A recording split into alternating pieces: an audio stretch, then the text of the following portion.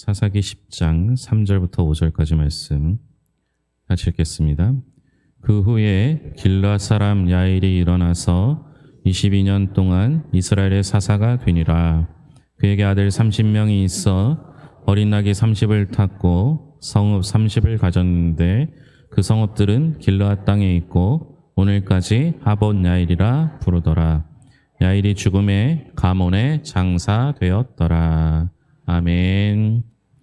찬양대에 찬양 있겠습니다.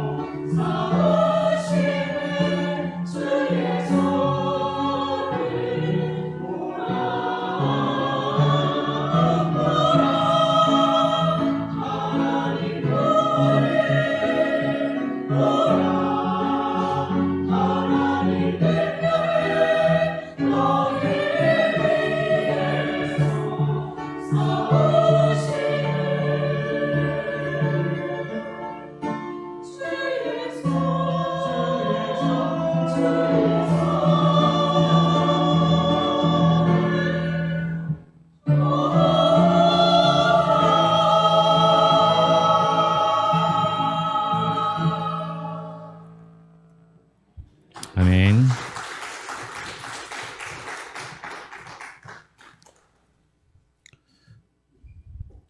제가 사사기를 다루면서 이제 마음에 하나 다짐했던 것이 사사 12명의 사사를 동일하게 다루고 싶다는 생각을 했었습니다.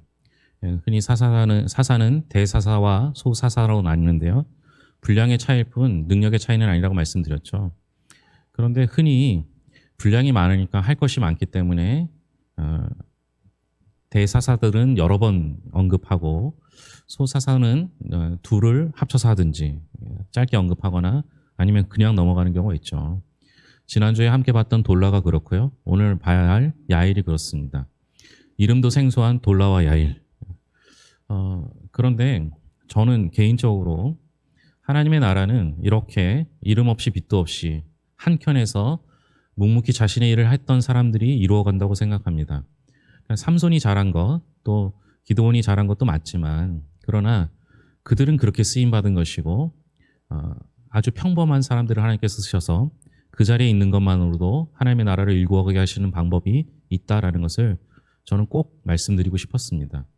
어쩌면 그게 저의 위안일 수도 있어요. 왜냐하면 늘 비교되잖아요. 시골 목회자, 작은 교회 목회자, 이것으로 인해서 다른 사람들과 비교하기 시작하면 그러면 제가 초라해지잖아요. 그런데 말씀은 항상 그렇게 말해요. 하나님께서는 서울에 있는 큰 교회 목사님이나 시골에 있는 작은 교회 목사님도 동일하게 사용하시고 각각의 방법으로 사용하시는 것일 뿐 능력이나 힘의 차이는 아니라는 거예요. 왜냐하면 저는 제 일을 하는 것이 아니라 하나님의 일을 하기 때문에 그래요. 하나님의 일은 큰 것과 작은 것은 없잖아요. 돌라가 하나님의 일을 맡아서 사역을 했던 그 방법은 무엇이었습니까? 자기의 고향을 떠나서 에브라임 산지에서 3일이라는 지역에서 그곳에서 이주하였고 그곳에서 죽어서 묻혔습니다. 우리도 고향에 묻히길 원하는데 이 사사였던 돌라는 별로 한 일이 없는 것 같지만 그 지역에 가서 살았고 그 지역에서 죽고 그 지역에 묻혔던 거죠. 하나님은 이렇게 어느 한 지역에 가서 자신의 생애를 살았던 그를 통해서 하나님의 일들을 이루셨습니다. 그래서 뭐라고 말합니까? 그도 이스라엘을 구원하였더라. 대사사와 소사사를 나누는 건 분량의 차이지만 하는 일은 좀 달랐습니다. 대사사가 분량이 많은 이유는 쳐들어오는 외적을 상대해야 하기 때문이에요. 그래서 그들과 싸워서 이겨야 하니까 큰 힘이 필요했던 것이죠. 그래서 많은 분량을 차지했습니다. 그러나 소사사는 외적의 침입이 있어서가 아니라 내전, 이스라엘 내부에 문제가 생겼을 때 그 문제를 해결하고 내부를 안정화시키고 체계를 변화하고 개혁하는 일을 맡아야 했습니다. 그러니까 돌라에게 주어진 것은 두 가지였습니다. 아비멜렉으로 인해서 상처받고 아파하는 이스라엘 영혼들을 위로하는 역할을 해야 되는데요. 그러기 위해서 사회, 정치, 경제를 회복시키는 일을 맡겼습니다. 두 번째로 아비멜렉으로 인해서 지도자의 권위가 땅에 떨어졌어요. 더 이상 지도자를 믿을 수 없는 상황이 되었습니다. 그래서 돌라를 통해서 영적인 권위를 회복하는 일을 맡겨주셨습니다. 그 일을 돌라가 특별한 게 한 것이 아니라 그 지역에 살면서 그들과 함께 동화되면서 그들에게 영향력을 발휘해서 하나님의 일을 이루었던 것이죠. 제가 왜 지난주 얘기를 다시 하겠습니까? 여러분들이 까먹었을까 봐? 뭐 까먹은 건 당연하겠죠. 그죠? 잘 기억 못 하실 거예요. 그러나 제가 오늘 이것을 언급한 이유는 오늘 3절의 출발이 그렇습니다. 그 후에라는 거예요. 왜 그 후에입니까? 돌라가 죽은 후에. 다시 말하면 돌라의 사명을 완수한 후에라는 거예요. 그렇다면 오늘 우리가 봐야 할 야일이 맡겨진 사명을 알 수 있겠죠. 돌라는 사회를 변혁시키고 개혁시키고 회복시키는 일을 집중했습니다. 사회, 정치, 경제를 회복시켰고 영적인 권위를 회복시켰습니다. 그 후에 그 사명이 완수된 후에 야일에게 맡겨진 사명은 무엇이겠습니까? 야일은 안정시키는 사역을 해야 했던 겁니다. 돌라가 했던 사역과 야일의 사역은 이어지지만 다릅니다. 개혁은 한 사람으로 인해 어느 정도 개혁이 이루어질 수 있습니다. 개혁을 앞장서서 주도하는 사람들을 통해서 그 개혁은 이루어질 수 있는데 문제는 뭐예요? 그 주도한 사람이 죽게 되거나 도덕적으로 문제가 생기면 그 개혁이 멈춰진다는 사실이에요. 그러니 돌라의 개혁도 중요했지만 야일이 안정시키는 사역도 굉장히 중요한 겁니다. 누구는 개혁하는 일을 맡아야 합니다. 누군가는 안정시키는 일을 해야 하는 것이죠. 각각의 사역이 다를 뿐 크기의 차이는 아닙니다. 그러면 야일은 이 사역을 어떻게 감당했을까요? 오늘 본문의 말씀 4절을 다시 한번 읽겠습니다. 4절입니다. 그에게 아들 30명이 있어 어린 낙이 30을 탔고 성읍 30을 가졌는데 그 성읍들은 길르앗 땅에 있고 오늘까지 하봇 야일이라 부르더라. 오늘 본문에 보면 야일이 무엇을 했는지 어떻게 안정시키려고 했는지에 대한 얘기가 잘 안 나오는 듯합니다. 그러나 힌트를 얻을 수 있는 건 4절이 유일합니다. 4절에 보면 아들이 몇 명이래요? 30이래요. 이 본문을 읽으면서 여러분 어떤 생각을 하셨는지 모르겠어요. 아들이 30이나 돼? 무슨 그렇게 아들을 많이 낳았어? 라고 생각하면 오늘 말씀을 잘 이해하지 못하게 됩니다. 몇 명이가 중요한 게 아니라 그 아들에게 30성읍을 나누어 주었다. 함께 사역했다. 이게 중요합니다. 물론 여기서 말하는 아들이요. 육신의 아들이 아닐 수도 있습니다. 성경은 또 우리의 삶에서 살다 보면 아들과 같은 사람들 있잖아요. 특별히 신하들 중에서 나를 도와주고 나와 늘 함께하는 사람을 아들과 같이 대했다라는 말씀이 성경에 많이 나옵니다. 열왕기하 16장 7절에 보면 자신의 신하를 아들로 언급하는 부분이 나오고요. 사무엘상 25절 8절과 열왕기하 8장 9절을 보면요. 선지자가 자신이 전해준 말씀대로 사는 사람들을 향하여 자신의 아들이라고 언급하는 경우를 보게 됩니다. 그러니까 여기서 말하는 30명의 아들은 아들이 30명인지 아니면 자기가 믿을 수 있는 가신 또는 자기의 뜻을 존중해주고 함께 따르는 사람이 30명인지 아니면 둘이 섞였는지는 알 수 없어요. 중요한 건 30명이 30성읍을 나누어 통치했다라는 거예요. 관리했다라는 거죠. 무슨 얘기입니까? 야일이 했던 중요한 사역은요. 동역하는 거였습니다. 함께하는 것이죠. 그래서 개혁은 혼자 앞장서서 선포하면 되지만 안정을 시키는 일에는 함께 협력하여 30명이 함께 협력하여 30성읍을 다스리는 일로 이루어졌다라는 것입니다. 근데요. 이 30명이 30성읍을 나눴다는 것도 쉬운 일은 아니에요. 제가 3남매의 둘째로 태어났습니다. 둘째로 사시는 분은 아시죠? 항상 손해보는 느낌이에요. 게다가 저처럼 위에 형, 저, 여동생 이러면 옷만 봐도 제가 항상 손해를 본 것 같아요. 왜? 형은 새 거를 사줍니다. 동생인 저는 연년생이었거든요. 그러니까 형 거를 제가 물려받아 입습니다. 물려주고 싶어도 여동생은 새 거를 사줘야 됩니다. 그럼 어때요? 저는 항상 큰 옷을 입는 것 같아요.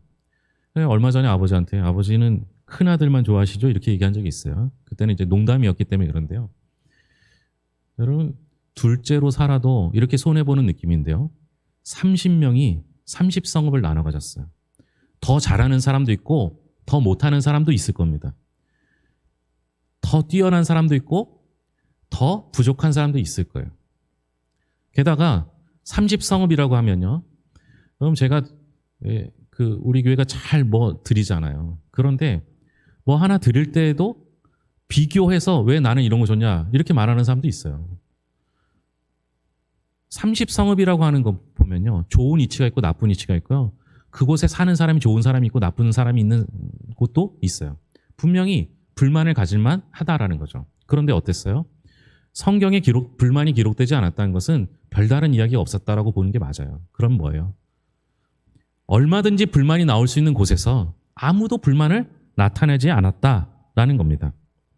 다시 말하면 자신이 맡겨진 것이 무엇이든지 더 좋아 보이든지 덜 좋아 보이든지 자신에게 맡겨진 것을 기쁨으로 감당했다라는 것입니다.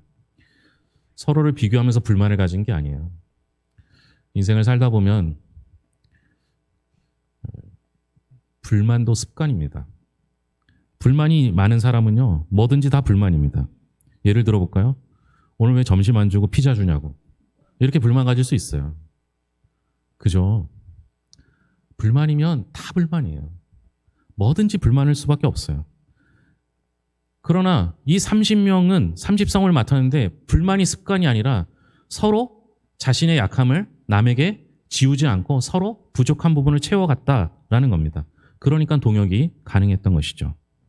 오늘 우리가 야일을 통해서 배울 수 있는 교훈은 무엇입니까? 우리는 혼자의 힘으로 과업을 성취할 수 없고 공동의 목표를 위해서 함께 동역자들과 힘을 합해 일을 수행해야 한다라는 겁니다. 함께 해야 한다라는 거죠. 우리 교회는 이 얘기를 하면서 제가 이제 고민이 됐던 거죠. 그러면 우리 교회는 왜 목사님 다 하냐고 마음대로. 네. 여러분, 우리가 중요한 건 30명이 동역했다는 것도 있지만 30명이 30성을 나눴다는 데도 있어요. 왜 교회 안에서만 일을 하려고 하십니까? 우리가 동역한다는 것은요, 교회 안에서도 동역하지만 교회 밖에서도 자신의 자리에서 각각 30성읍에서 30명이 일을 하는 겁니다. 교회 안에서만 일을 하려고 하니까 목사님이 다 하는 것 같잖아요. 저는 생각이 그래요. 제가 많은 부분을 부담해야 된다고 생각합니다. 왜냐? 제가 부교육자로 생활하면서 봤는데요. 주일날 목사보다 빨리 와서 목사보다 늦게 가는 분들이 꽤 많아요. 목사는 잠시 쉬는 시간을 가질 수 있는데 또 인정받아요. 목사님 오늘 힘드셨죠? 이런 얘기를 듣는데 성도들은 더 일찍 나와서 더 늦게까지, 심지어 여름에 뜨거운 그 식당에서, 겨울에 추운 식당에서 청소하고 봉사하고 하는데 너무 피곤한 거예요. 제가 보기에 그래요. 그래서 대부분 월요병을 가지잖아요. 근데 그 월요병의 대부분은 크리스찬병인 것 같습니다. 주일날 너무 힘들게 일하니까. 월요일날 너무 힘든 거예요. 여러분, 하나님께서 왜 우리에게 일주일에 하루를 모이게 하셨을까요? 주일을 왜 갖게 하셨을까요? 저는 주일날 와서 여러분들이 충전을 얻어야 된다고 생각해요. 말씀으로 충전을 얻고요. 말씀으로 위로받고요. 말씀으로 새 힘을 얻어서 일주일 중에 6일을 하나님의 이름으로 하나님 나라를 일구어가며 살아야 합니다. 그런데 월요일만 되면 병든 닭처럼 그렇게 살고 있지 않습니까? 그래서 제가 많은 일을 하고 여러분들 오셔서 충분히 예배를 드렸으면 좋겠어요. 뭐로 위로받겠습니까? 일하면서 위로받아요? 아니요. 일하면서 하나님을 경험하는 건 맞아요. 그러나 위로는 반드시 하나님의 말씀으로부터 나옵니다. 그러니까 예배를 드리지 않고 어떻게 위로받을 수 있습니까? 예배를 통해서 위로받으셔야 합니다. 그리고 남는 힘을 교회 안에서 쓰시지 마시고 교회 밖에서 여러분들 주변에서 여러분들의 직장에서 그 힘을 쓰실 때 하나님의 나라는 만들어질 수 있는 겁니다. 그게 동역하는 거예요. 우리가 살아가고 있는 시대는 변화가 심합니다. 그리고 다원화됐습니다. 요구가 많아집니다. 복잡한 사회가 되었습니다. 이런 사회 속에서 한 명의 슈퍼스타로 하나님의 나라 일들을 감당한다는 것은 지나간 시대의 패러다임입니다. 우리가 이 시대적인 변화 속에서 하나님의 복음을 효과적으로 전파하고 하나님의 나라의 사역을 수행하기 위해서는 혼자 힘이 아니라 함께 힘을 모아 전략적으로 접근하는 팀으로 사역하는 일이 필요하다라는 거죠. 저는 우리 성도님들이 나가서 우리 교회를 자랑하도록 만드는 게 제가 하고 있는 일이에요. 나가서 우리 교회가 부끄러우면 안 되잖아요. 나가서 우리 교회 목사님 부끄러우면 안 되잖아요. 제가 이 교회 와서 주례를 한 5번 정도 했어요. 어제 한 번 했고 그 전에 또 이제 제가 전체를 주관한 게 있고 주례를 한 건 3번 정도, 전체를 주관한 건 2번이에요. 어제 2번째 한 거예요. 근데 그 중에 어제 주례를 하고 나서 우리 성도님 중에 몇 분이 저한테 목사님 오늘 너무 멋있었대요. 평소에는요. 평소는 별로가 어제가 멋있었던 거죠. 그죠? 근데 그 얘기를 들으면서 감사하기도 하고 또 제가 한켠에 무슨 생각을 했냐면요. 내가 부끄럽지는 않구나. 나가서 자랑할 만은 하구나. 그런 생각이 들더라고요. 여러분, 제가 해드리는 일은요. 교회를 자랑할 수 있도록 교회가 부끄럽지 않게 하는 거예요. 제가 부끄럽지 않게 노력하는 거예요. 그 일을 통해서 함께 협력하는 거예요. 그럼 여러분 나가서 제가 괴산을 전체를 돌아다니면서 자랑할 수 없잖아요. 근데 여러분들이 함께 해주시면 제가 한마디 하는 것보다 100명이 한마디씩 하면 100마디가 되는 거잖아요. 그게 팀의 사역이에요. 동역하는 것이죠. 또 우리가 살펴봐야 될 것은 야일이 이 사역을 수행하는 데 있어서 했던 일이에요. 다시 4절에 보면요. 30명이 30성을 다스리는데 무엇을 타고 합니까? 어린 나귀를 탔다라는 겁니다. 어린 나귀는요. 사실은 짐을 옮기는 용도로 쓰이게 됩니다. 그런데 아주 독특한 경우에 어린 나귀가 언급되고 있습니다. 이건 퍼포먼스예요. 보여주는 거예요. 어디서 나타났냐? 솔로몬이 기름 부음을 받는 장소에서 어린 나귀가 등장하고요. 예수님께서 종려주일에 예루살렘에 입성할 때 어린 나귀를 타고 입성합니다. 왕의 행차를 뜻할 때 이 어린 나귀를 타는 것이죠. 그럼 왜 왕의 행차 때 화려한 말이나 마차를 타지 않고 어린 나귀를 탑니까? 왕은 섬김의 종이 되어야 하기 때문입니다. 이 어린 나귀 30을 탔다는 것은요. 섬김의 리더십을 나눠 갖는 거예요. 야일과 그의 아들 30명이 어린 나귀를 타면서 백성을 섬기겠다 이렇게 보여줬던 것입니다. 여러분, 섬김의 리더십이 오늘날 필요합니다. 왜 그렇습니까? 무너진 영적인 권위를 회복하려면 백성들을 섬기는 지도자의 모습이 꼭 필요합니다. 희생하지 않고 섬김을 받으려 하고 사람들을 지배하고 사람들을 통치하려고 하는 권위주의 리더는 어느 누구에게도 마음을 얻을 수 없는 것이 세상의 이치입니다. 돌라가 개혁했어요. 이제 새로운 질서를 세워졌어요.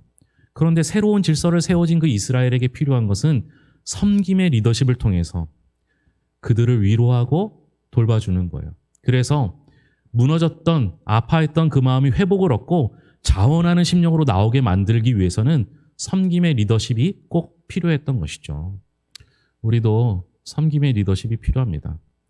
30명이요. 30성읍을 다스리려면 얼마나 말이 많았겠습니까? 그런데 감사하게도 성경에는 한마디도 기록되어 있지 않아요. 섬김의 리더십은 말로 하는 게 아니라 몸으로 하는 것이기 때문에 그렇습니다. 사랑하는 성도 여러분, 우리는요. 섬김의 리더십을 가져야 합니다. 목사님 보고 목사님은 섬김의 종 아닙니까? 저한테만 섬김을 요구하지 마시고요. 다 만인제사장이라고 얘기할 때 하다가도 이렇게 섬기는 거 힘든 일 있으면 꼭 목사한테 떠넘기는 경우가 많아요. 그렇지 않아요. 여러분, 우리 모두가 섬김의 종이 되어야 합니다. 그러기 위해서는 몸을 쓰셔야 합니다. 그것이 어린 나귀를 타는 것이든 30성읍 남들보다 더 어려운 적에서 그 일을 감당하는 것이든 우리의 몸을 사용해서 함께 섬길 수 있기를 바랍니다. 돌라와 야일을 통해서 함께 살펴봤던 것들을 다시 한번 정리해보고자 합니다. 첫째, 매일의 삶에서 우리 자신의 이름을 드러내기보다 하나님을 영화롭게 하는 것에 관심을 두어야 하겠습니다. 오늘 우리들은 많은 유혹을 받습니다. 내가 영광받고 싶고, 내가 유명해지고 싶고, 내가 인기 있는 사람이 되고 싶고, 내가 더 많은 것을 가지고 싶은 영향력 있는 사람이 되고자 하는 유혹을 받습니다. 하지만 하나님의 길을 가는 사람들은 자신을 감추고 자신의 이름은 사라지고 오직 우리의 사역과 우리의 삶을 통해서 우리 하나님이 영광받게 하는 길을 걸어야 하는 것이죠. 두 번째로 우리가 적용해야 할 사실은 사람들이 부러워하는 영웅이 되라는 이 세상의 유혹에 흔들리지 않고 세상의 유혹에 마음 빼앗기지 않고 이름 없는 자의 길을 기쁨으로 가는 매일매일의 평범한 삶 속에서 일하시는 그 하나님, 나의 이 평범한 일상 속에서 나를 통하여 일하시는 하나님을 바라보고 신뢰하고 믿으며 오늘 하루의 삶 속에서 주님을 위하여 사는 삶을 살아야 한다라는 것입니다. 다른 거 아니에요. 그냥 있는 자리에서 그 자리에 있는 것만으로도 하나님이 쓰시면 되는 거예요. 특별하지 않아도 평범해도 돌라처럼 야일처럼 사용하실 것입니다. 세 번째, 오늘 야일처럼 혼자 독불장군식으로 사역하는 것이 아니라 함께 동역하며 섬김의 리더십을 통해서 사람들의 마음을 얻고 사람들이 권위주의에 의하여 상처받은 그 사람들의 마음을 풀어줌으로써 진정한 하나님의 통치와 다스림을 경험하게 해줘야 한다라는 겁니다. 그때에만 스스로 자원하여 내가 주를 위하여 일하겠습니다. 내가 주를 위하여 헌신하겠습니다. 자원하는 심령이 될 수 있는 것이죠. 하나님은 평범한 사람들을 통해서 일하십니다. 특별한 사람을 통해서 특별한 일을 하시지만 대다수의 일은 평범한 사람들을 통해서 하루하루를 만들어 갔습니다. 하나님이 저와 여러분들을 사용하실 줄로 믿습니다. 기도하겠습니다. 하나님 감사합니다. 돌라를 통해서 개혁을 이루셨고 야일을 통해서 안정시키셨습니다. 그런데 돌라와 야일이 평범한 사람들인데도 불구하고 그들을 사용하셨습니다. 특별한 일, 특별한 능력, 특별한 직책을 가지고 한 것이 아니라 그저 하나님이 사용하시니 있는 그 자리에서 사람들의 마음을 얻고 변화시키고 그들을 위로하며 하나님의 사역을 감당했습니다. 하나님 아버지, 저에게 많은 동역자들을 주신 것 감사합니다. 교회 안에서도 동역할 뿐만 아니라 교회 밖에서도 가정에서 직장에서 살아가는 그곳에서 만나는 모든 사람들에게 하나님의 나라를 전할 수 있는 도구로 쓰임받게 하여 주시옵소서. 그저 무익한 종이나 하나님이 쓰셔서 하나님의 일을 감당했을 뿐입니다. 이름 없이 빚도 없이 하나님의 나라를 만들어가는 모든 이들을 축복하여 주시옵소서. 특별히 하나님 아버지, 우리가 일주일을 잘 살다가 주의 전에 나와 예배합니다. 예배를 통해서 말씀으로 위로받기를 원합니다. 아팠던 영혼들, 힘들었던 마음들, 주의 하나님 아버지, 다른 사람들과 비교해서 비교당할 때, 또 너무나 부족하고 없어서 힘들 때, 건강 때문에 하나님의 일을 감당하지 못해서 아파서 누워있을 때 얼마나 많은 슬픔과 위로를 당하고 있습니까? 그런 모든 이들을 위로하여 주시옵고 주님께서 채워주시고 함께하여 주시옵소서. 오늘 우리와 함께 하실 하나님께 감사드리며 모든 것을 예수님의 이름으로 기도합니다. 아멘.